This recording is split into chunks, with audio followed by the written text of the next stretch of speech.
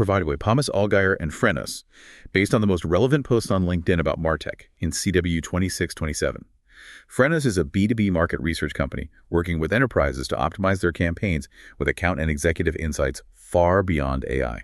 Welcome to the Deep Dive. Today, we're cutting straight to the chase, really pulling out the top MarTech trends that lit up LinkedIn in calendar weeks 26 and 27, our mission, to give you a shortcut to being well-informed, packed with the most impactful, maybe surprising, and genuinely useful insights for B2B marketing pros like you. That's right. Think of this as your essential briefing on the bleeding edge of marketing tech. We've sifted through the noise to bring you what truly matters right now for optimizing your B2B strategies, actionable intelligence, not just, observations. All right, let's dive right in. First big theme, AI and automation. Okay, it feels like AI is everywhere. Everywhere we look.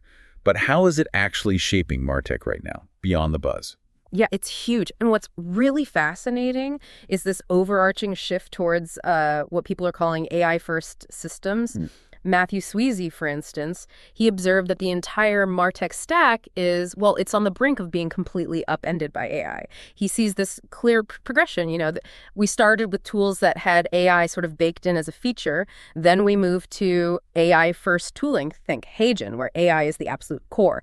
And now we're heading towards agentic systems. Agentic systems. Okay, hang on. Can you break that down a bit? Because that sounds like a completely new way of working, like fundamental change, not just tweaking things. Exactly. It is fundamental. Instead of AI just being an add-on, agentic systems are basically autonomous agents. They work together deterministically, almost like a digital team. Dikshant Dave expands on this. He sees agentic AI collapsing those traditional, often fragmented stacks. Chatbot talks to workflow, talks to CDP, talks to CRM into one single autonomous flow. Seamless. Wow. Okay. So if AI is becoming the core, what does this actually look like? In practice for a B2B marketer day to day, how does it make things, more efficient? We're already seeing some really concrete examples. Amrita Varchini M. showed how AI can drive massive efficiency. She demonstrated automated email creation right inside Salesforce Marketing Cloud using Agentforce and Apex. Imagine just prompting an email and boom, it's created. No manual steps. That massively improves speed to campaign. And this kind of deep integration, it really highlights why Ekamankar Singh stresses preparing your stack for AI. It means building for automation, interoperability, agility right from the start. Right. The foundation has to be there. Exactly. And Mike Rizzo adds a crucial point here. AI can enhance a tech stack, sure, but only if that foundation is solid. He really emphasizes data quality, integration. That's way more important than just piling on flashy features. It makes total sense. You can't build a skyscraper on, shaky ground. But it's not just marketing getting this boost, is it? It seems like AI is becoming a vital co-pilot for sales teams too, especially around leads. Oh, absolutely. Sales is huge. Yuri Veremchuk shared a really compelling perspective. AI won't replace your SDRs, but an SDR using an AI stack, they'll be indispensable. He points to key AI-powered tools streamlining outbound. HubSpot for ops and automation, Clay for really scaling lead research and personalization, Common Room for spotting buyer intent signals, and even Demostack for creating those interactive custom demos. What's fascinating is how John Miller connects this to a bigger shift. He's saying AI agents are now filtering out traditional marketing messages on the buyer's side. So for us, the focus has to shift. It needs to be about enabling human relationships, creating experiences AI just can't replicate, empowering the human touch. And that discussion about AI's role, needing that solid foundation, it leads us straight into the heart of customer relationships. CRM and lead management. This is definitely an area where, let's be honest, many of us have struggled. Tangled systems, missed opportunities. It raises a big question for B2B marketers. Oh, tell me about it. The pain points are real. We've all been there. Yeah. So, okay, when setting up CRM workflows, what's the number one, the biggest mistake businesses are making? Providence Iziedo nails this one. He argues the biggest mistake, hands down, is building workflows before you've thoroughly mapped out the logic, the actual customer journey. You end up with total inefficiencies, like duplicated leads, or worse, sales teams just giving up on the system because it feels like a roadblock, not a help. The solution: start with clarity. Ask those essential questions about the entire customer path first. Map the logic first, then build. Yeah, that makes so much sense. Okay, but if we do put in that foundational work, how much efficiency can automation really bring? To everyday CRM updates, can it be genuinely transformative? Oh, the gains can be really significant. Seriously. Bob Zhu, for example, used no-code tools like Make.com and AN for CRM updates. He saw savings of 8 to 10 hours per week. per sales rep. That's slash lead follow-up time from hours down to minutes. Well, 8 to 10 hours per rep. It's huge. And Anna B shared a similar win. She built an NEN workflow that automatically routes leads to the right email sequences based on their ATIO deal stage. Completely eliminated manual email list management. Streamlined the whole thing. Okay, here's where it gets really interesting, though. We've seen some seriously impressive results for B2B companies who nail their automated lead gen systems. Yeah. Like game-changing results. Absolutely. Michelle Lieben shared this incredible story of generating over 1,100 qualified meetings from a pipeline that was basically dead. Wow. By building a comprehensive automated lead gen system using tools like Instantly.ai, Clay, OpenAI, Lemlist, Customer.io, captures traffic, reaches out, all on autopilot. And Zaid Syed Ali, he broke down the actual math behind using LinkedIn signals for scalable lead gen. Showed how 1,000 post engagements can turn into maybe 200 quality prospects if you've got a system for scraping, qualifying, enriching. It's powerful stuff when done right. It's incredible scale, just shows the potential. So beyond core automation and lead gen, what features are teams potentially missing in their CRMs? It feels like most of us are just scratching the surface. Yeah, you're probably right. Emory Yildirim's research suggests most sales teams use less than 30% of their CRM's automation potential. Less than 30%. He lists tons of underused features that could unlock revenue, social media integration, customer onboarding automation, better territory and lead assignment, even things like AI coaching built in. These are often the difference makers for top teams. Only 30%. That's actually shocking given the investment. What's the barrier, do you think?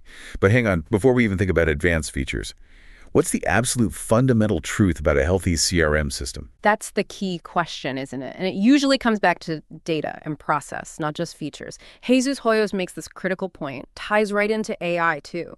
AI will not fix a dysfunctional CRM. He stresses you absolutely have to prioritize clean, complete, usable data first. Get a strong omni-channel strategy in place. Make sure your team is actually ready and willing to use the tools. Then AI becomes that powerful accelerator. Otherwise, it's just lipstick on a pig, right? Vlad Gosman adds that HubSpot, for instance, is kind of positioning itself as the anti-bloat CRM for SMBs by focusing on workflow scalability using AI across the stack rather than just telling you to hire more people. Right. Fix the foundation before adding the fancy stuff. That's definitely a recurring theme here. Yeah. Which brings us nicely to our next topic, data and analytics, specifically customer data platforms. CDPs. Okay, let's unpack this one. CDPs have been a buzzword for ages, but it seems like lots of organizations are still hitting roadblocks, actually, getting value from them. What's going on? You're spot on. The challenges are real. Daniel Ferreira points out that many CDPs just get stuck in this never-ending POC stage, proof of concept. Why? Because they tackle it use case by use case, creates endless backlogs, missed opportunities. And Matthew Niederberger echoes this. He's urging companies, look, optimize the CDP you already have. He notes many are just buried under stale traits, messy IDs. Companies are basically sitting on gold mines they haven't properly activated, even with the market slowing down. Okay, so despite these hurdles, what's the ultimate promise? What's the ideal scenario for a CDP in personalizing those customer journeys? Well, Juan Carlos de la Vela Benavides sees CDPs as absolutely essential for that personalization. The promise is unifying all user data in one place. That enables real-time segmentation, real-time personalization across every single touchpoint, push notifications, email, SMS, in-app, you name it. And he emphasizes, look, they don't have to be these massive, super expensive projects to start delivering value. John T. even calls the CDP the secret ingredient for that perfect digital customer journey. Centralized data, real-time personalization, better service. It all stems from that unified view. That central view sounds powerful. Okay, but for B2B, journeys are often way more complex, right? Multiple stakeholders, long cycles. How does a CDP adapt to that kind of nuance? It's not just one customer. Great point. Brian Bashaw really digs into this. He highlights how crucial it is to design CDP journey models that reflect the messy reality of B2B. That complex web of different roles, buying signals, various systems involved. It's key for achieving those true client 360 views, understanding the whole account, not just individual clicks, recognizing it's rarely a straight line in B2B. Makes sense. Sounds incredibly beneficial. But touch on the technical side. We keep hearing terms like composable architectures and zero-copy data. What do those actually mean for deploying a CDP, especially in big companies? Yeah, good question. Radham Tricker discussed these as key strategies for enterprise CDP deployment. So composable architectures basically means building your CDP from modular, interchangeable parts. Gives you flexibility to adapt rather than being locked into one giant system. And zero-copy data, that refers to accessing data where it lives rather than copying it over and over between applications. It cuts complexity, ensures consistency, boosts performance. Tim Armstrong adds that things like data residency, sovereignty, performance, they're not nice to haves anymore. They're table stakes for CDPs now, directly impacting revenue. And Adam Greco points to this bigger industry shift, a move toward warehouse centricity in the CDP space, which really changes how data gets managed and used for marketing. So it's clear, right? Data is foundational, whether it's powering AI or centralized in a CDP. But like we said, even the best tech stack won't fix a broken strategy. And that brings us neatly to marketing strategy and operations, MOPS, often the unsung heroes, navigating just immense complexity. It definitely raises some important questions. Absolutely. And Fernando Garcia suggested that really helpful 3+1 pillars model to sort of make sense of messy MarTech systems, strategy, tech, analytics. And that critical fourth one, people and culture. It's a great framework for spotting friction points. And that complexity, it has real, often negative impacts. Mahesh Iyer observed something interesting. Even with higher RevOps budgets, revenue growth is often slower. Why? Sales reps are spending more time updating systems than actually talking to customers. Bureaucracy creep. Sarah McNamara described the sheer overwhelm of marketing ops so vividly. Untangling data, integrating tools, managing budgets, navigating M&As. She rightly asserts MOps pros are incredibly hard to replace. They're vital. Okay, so when you're facing that kind of complexity, that overwhelm, what's a good practical starting point or MarTech implementation? Because it can feel totally paralyzing. Yeah, totally. Anna Morau offers a great, really actionable tip. Start small. Use proof of concept projects, PACEs. This helps align expectations between marketing and IT before you go big. It's about, kicking the tires on a smaller scale, making sure everyone's aligned, and the solution actually fits the need before you commit huge resources. Start small, build confidence, refine. Makes perfect sense. Okay, beyond individual projects, what about the broader roadmap for B2B go-to-market strategy, especially with this constantly shifting tech landscape? Well, Melissa Workenthin presented a really useful RevOps 2.0 roadmap. It's like a blueprint for scalable GTM. It really focuses on operationalizing clarity, basically moving teams from constant firefighting to proactive forecasting, designing a system that scales. And Kyle E. adds a massive point here. RevOps teams often overlook partners. He estimates like 40% of revenue flows through partners. And if you ignore that, you're missing a huge piece of the strategic puzzle, a big blind spot. 40%. Wow. Okay, so connecting this all to the bigger picture. What are the broader industry shifts affecting MarTech right now? Feels like a lot is moving under the surface. Definitely. Scott Brinker's analysis highlighted Q2 was the hottest quarter for MarTech M&A in 4 years, dominated by AI and data acquisitions. He thinks this trend continues, shaping what he calls the third age of MarTech. But while AI and data are central, Scott flags the, quote, underappreciated opportunity is with orchestration. He predicts orchestration becomes 10x more valuable with AI. Why? Because you've got more dynamic parts, buyer-side AI interacting.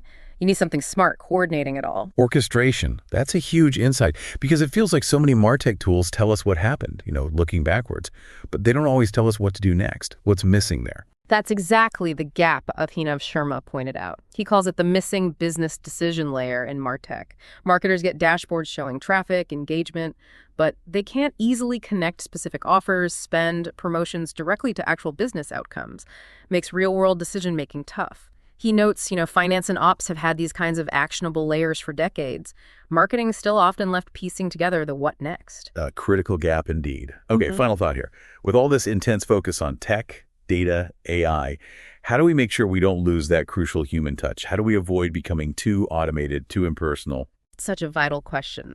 Maybe Lane Eng shared this great little anecdote. She was at a MarTech summit, and instead of the usual boring swag, one booth had an artist doing personalized caricature sketches. She noted how that human, thoughtful interaction just completely cut through the digital noise, created a truly memorable brand moment. It's a powerful reminder, right? Tech scales, but human connection resonates. And Martin Schierning-Wemmen also talked about modern consent experiences, emphasizing it's about respecting how customers want to engage, building trust through transparency, not just ticking boxes. Ultimately, it's about making the tech serve the human relationship, not, replace it. If you enjoy this deep dive, new episodes drop every 2 weeks. Also, be sure to check out our other editions on account-based marketing, field marketing, channel marketing, AI and B2B marketing, go-to-market, and social selling. Thank you so much for joining us on this exploration of the latest MarTech trends. We really hope this has given you plenty of actionable insights to think about for your own strategies. And as you reflect on all these rapid shifts, this increasing complexity in MarTech, maybe consider this.